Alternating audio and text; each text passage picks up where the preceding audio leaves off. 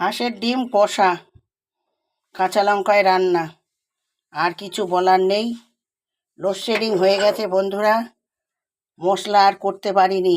হাতে করা মশলা, পেঁয়াজ কুচিয়ে আদা রসুনটা পেস্ট ছিল, বুঝলেন বন্ধুরা। কাঁচা লঙ্কা ফেলে দিয়ে হয়েছে ডিম কষাটি।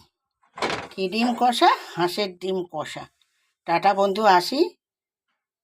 এটাই খাবার নয় শুধু, আছে অন্য রেসিপি, আরও আরও আরও বাকি। দেখতে থাকুন, সঙ্গে থাকুন। করেছি মনের মতো, খেতে দারুণ হবে বন্ধু, সেটা আমি ভালোই জানি। অবশ্যই অবশ্যই অবশ্যই, ঠিক আছে। কে কি বলবে জানি না বন্ধু, রান্না করি আমি ভালো, এটুকুই আমি বলবো সারা জীবন।